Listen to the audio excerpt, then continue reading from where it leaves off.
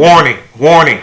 This is a warning for parents. Do not allow small children or sensitive people to consume this video. This may contain content and material that is not suitable for young children or sensitive people or killer clowns. But advisement, do not allow small children to watch this video.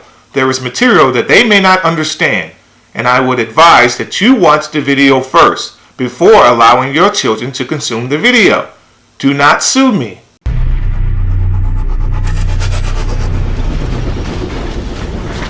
The battle between an aggressive homosexual agenda and the faith community here in Canada is far from over.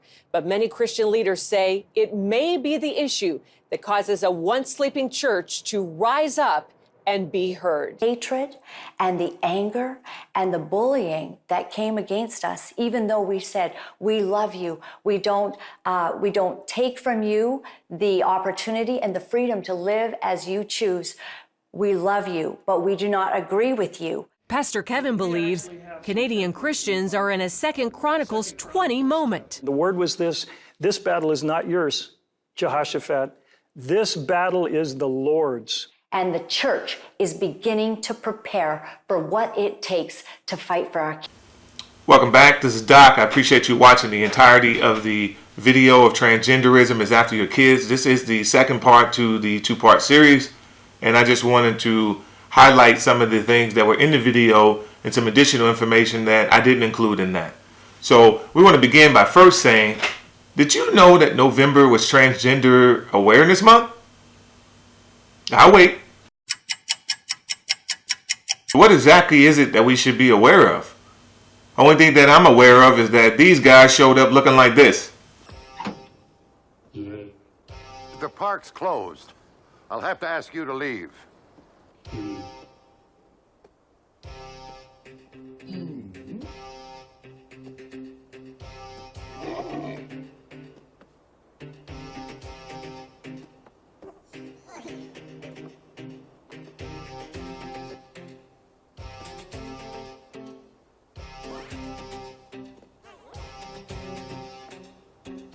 Gendered lifestyle is not something that we need to celebrate, honor, commemorate, and certainly not surrender our rights to. And we certainly don't need a whole month to be aware of the issues that plagues our culture. Trans issues are mental illness issues. It's like the skinny person who thinks that they're fat. You don't tell the skinny person, you know what? You are fat and you can stand to lose a few more pounds. We don't do that. That's not how you treat it. It's a mental illness. We don't tell the fat person who believes that they're skinny, you know what? You are skinny and you're looking good, girl. We see a lot of those in the club. It's a body image issue. It's something that needs to be taken care of by mental health professionals, not by friends who pretend that they love you by placating and giving in to the actual illness. How about the guy who decides, or the people who decide, who have BIID, body identity integrity disorder, who says, hey, look, I don't need arms and I don't need legs. Do we then say, you know what, you should cut your arms and your legs off, you don't really need them?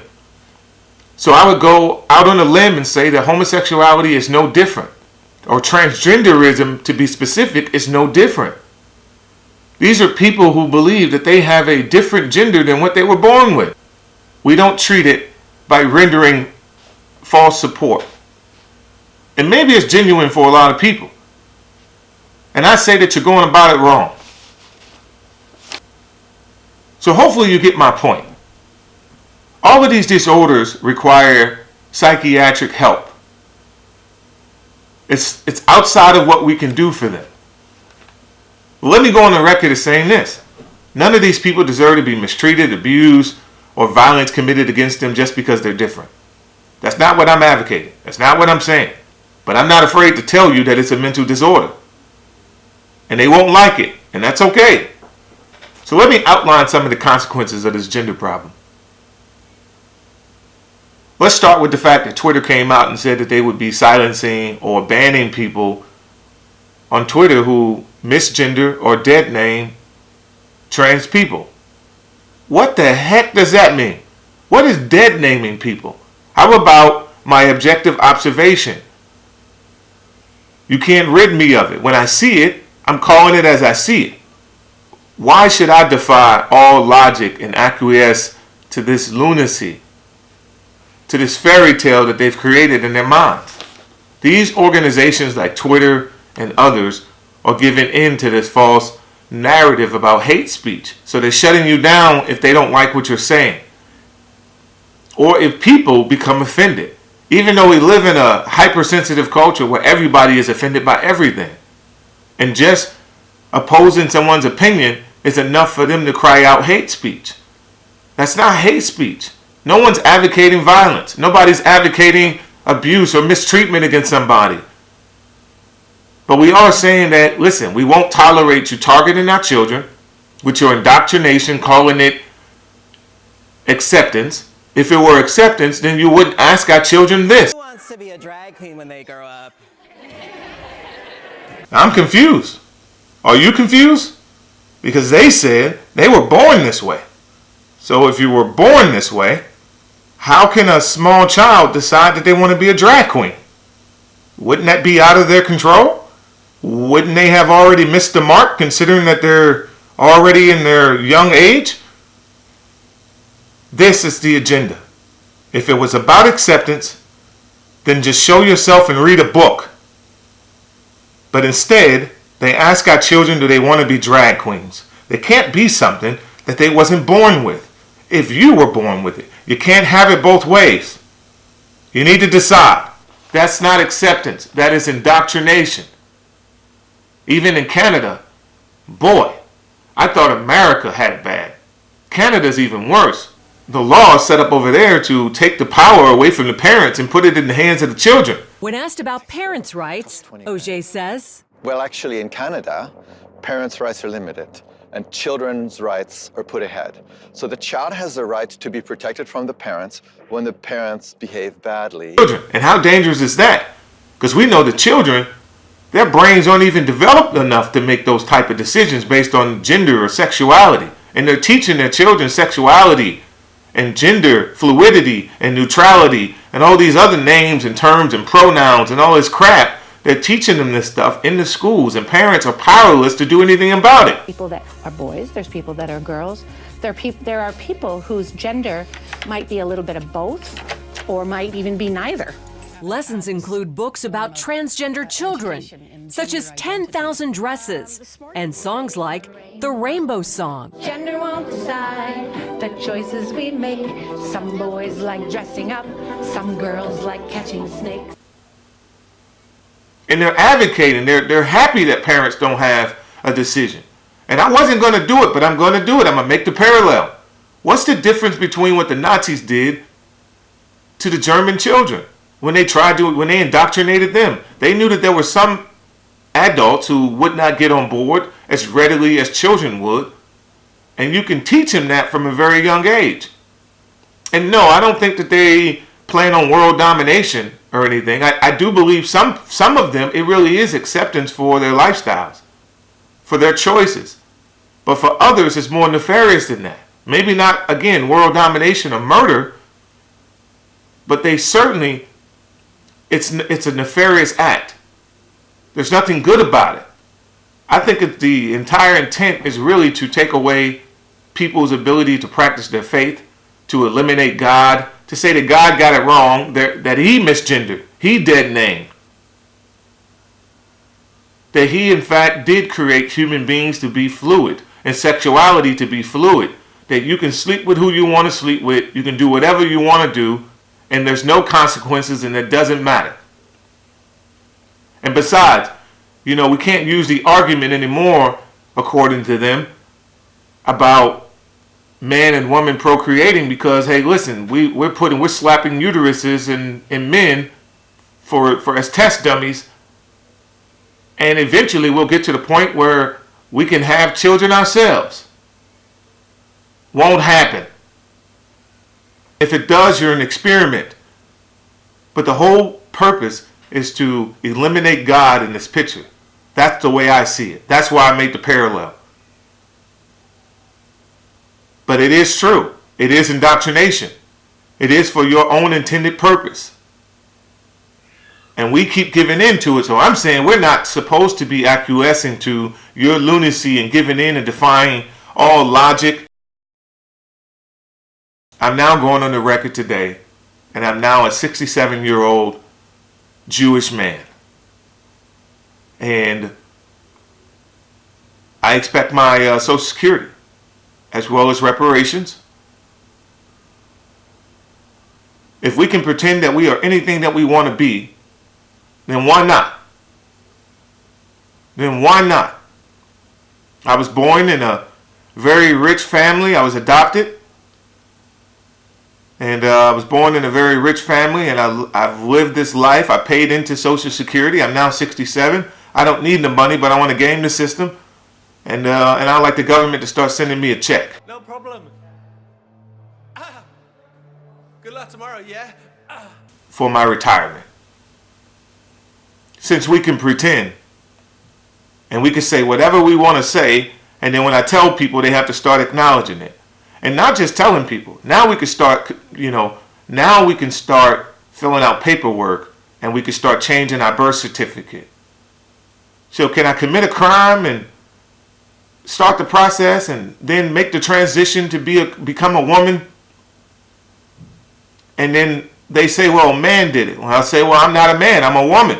We all know Bobby here, a man. He a man. So nobody punking nobody here. Am I right, Buddha? Do you or do you not recognize this a man standing here? Yeah, I know he's a man. I mean, this stuff is ridiculous, man. So again, if I start filling out that paperwork to become a 67-year-old man and start receiving my Social Security, I want to know how that's going to pan out for me. You gonna eat your cornbread? Oh, Trevor. Don't say nothing. Nobody take no cornbread from me. There's gonna be consequences and repercussions. I refuse to play this game. Chelsea Manning, the traitor that Obama released at the end of his term, that's a man. Yeah, I said it. Your very own beloved Caitlyn Jenner, that's a man also. Their names are Bradley and Bruce. Bruce used to sound like such a tough name. What up, fellas? Plain and simple. Sympathy for this community cannot trump objective reality. Let me say that again. Sympathy for this group cannot trump objective reality. We're seeing dressing room issues all across the country, all across the world for that matter, in schools and gyms and clubs, spas, all over the place. The most recent story I can think of was a guy, I won't say the name of the gym, but a guy goes into the gym and into the locker room and he whips it out in front of all of these women. So they're appalled. They ask him to leave, he refused. So then they go to the manager. Hopefully that he'd do his job. Listen, there's a guy in the restroom, in our locker room, we want him out. He goes into the locker room. The guy says, I'm a woman. Just because you wear a wig doesn't prove you're a girl. Okay then. The manager then calls upper management to get some guidance on what he should do, and they tell him pretty much to leave him alone. We'd have to lose that membership, the membership of those women, rather than be brought into court and sued for whatever amount of money that he thinks is necessary for his pain and suffering from his delusion. So with that being said, those women cancel their memberships. And these businesses are willing to do that. They're willing to lose you as a customer because they rather keep them to avoid the publicity, the negative publicity. They don't like the optics of saying that they are homophobic. And that's what I want to touch on, but I'll bring that up a little later. So these facilities are making these coward decisions to give in. And that's what it is. It's a coward decision. Let me ask you something. Can subjective perception trump objective observation? Think about that. These people are saying what they feel and how they feel and what they want to be called. And regardless of what you see, you're supposed to play along with it. And that's what matters to them. I refuse to ignore science over somebody's feelings. It's just not going to happen. And especially in our community where things are swept under the rug. Let's be serious. Mothers and fathers who know that uncles have abused our children, or fathers or stepfathers who have abused our children, we are afraid to report them. We don't want to get the law involved. And so we sweep it under the rug and it becomes some family secret for years and generations to come. It has to stop. No one has a right to hurt our children. No one has a right to touch our children. And if you know about it and you don't do anything about it, then you should be held accountable. Just as if I'm harboring a murderer. There are consequences for me harboring someone who is a fugitive of the law.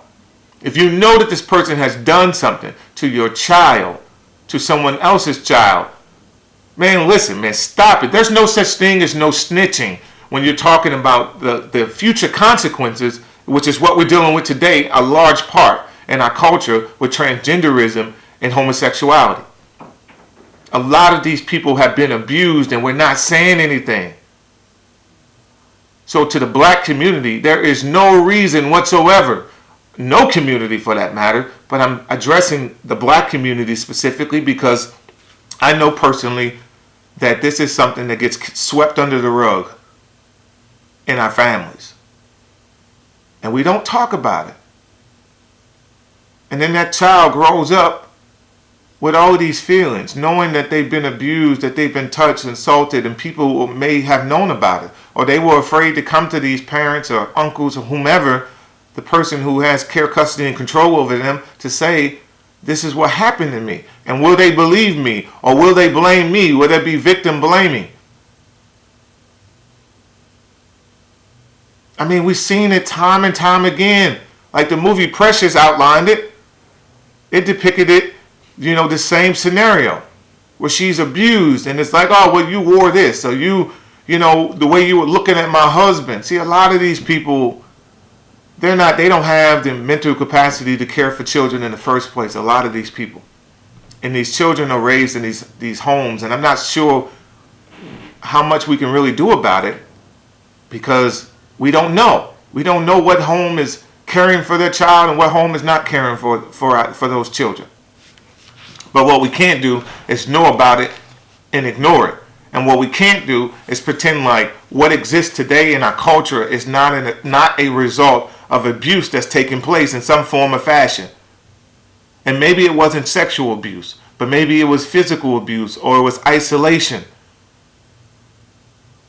And another thing, is there any surprise that if I grew up with my sisters and I'm the only child, which I was not, but if I were, and I was the only son, and I grew up with a bunch of sisters, is there any confusion that I would want to possibly play with their dolls or, you know, maybe play with the Tea Party set?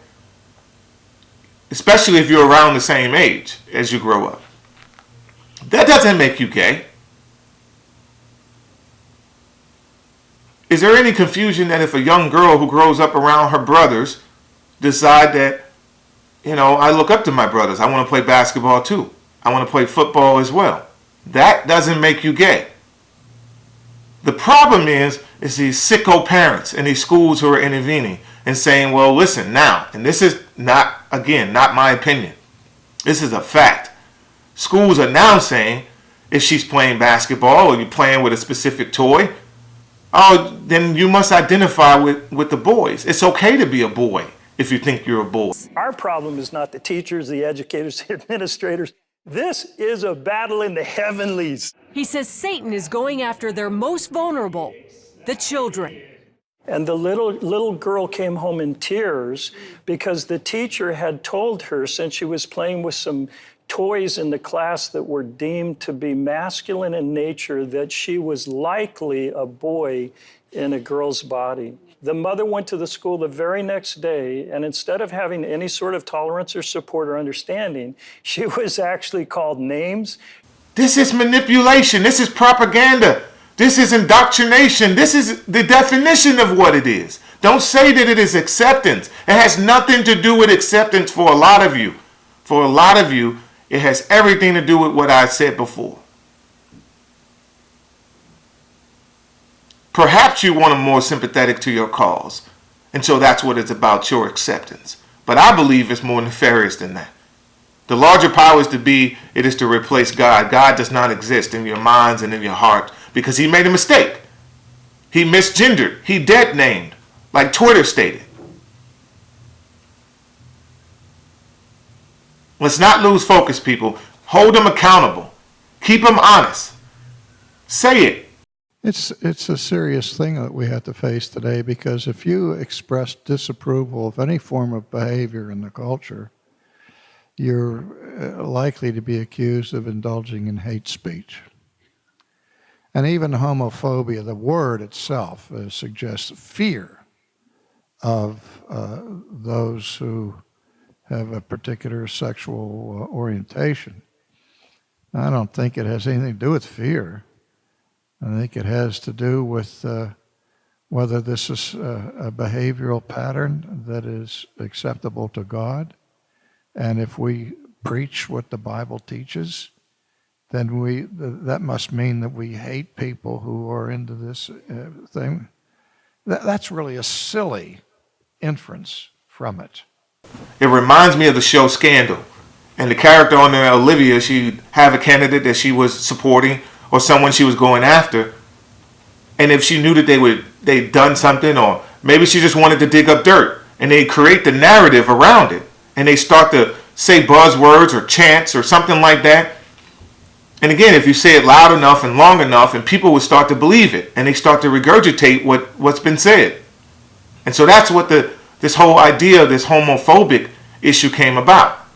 Sure, are there some people who truly were fearful of them? And I don't think it was really fear. I think that's ignorance. I don't think you can deduce from what they're doing, from what they said, as being fearful of you.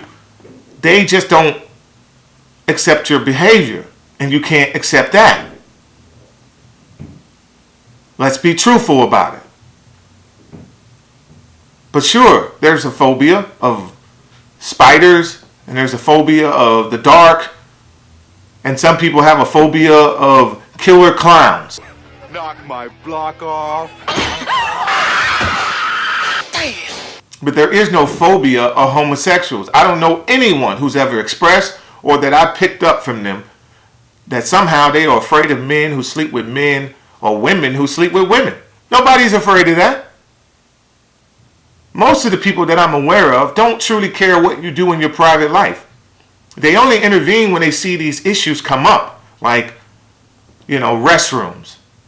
And so then we act as if there's not a real issue that doesn't affect us. And so we have no right to speak. And if we do speak out, then we have to be homophobic. There's no such thing. I'm just against your lifestyle. And I believe that it is a mental illness that needs to be treated. But you're not willing to be treated, because why do you have to when people are placating, when people are supporting the lifestyle, even when it's a detriment to their own family? The objective is to rid people that God, the concept of God, that he actually exists. So I'm going to ask you again, can subjective perception trump objective observation? And I say it can't. Don't allow these groups, these organizations, or individuals to strong arm you and start abandoning your morality for sensitivity. I appreciate you watching my video. This is Doc. Please like the video if you like it, or don't like it, but I hope you like the video. And share it, if you can, with all your family and friends. But again, there is a warning at the beginning of the video. It may contain material and content that is not suitable for young children, or sensitive people, or killer clowns. Thank you. I appreciate you watching my video. This is Doc. I'm signing off.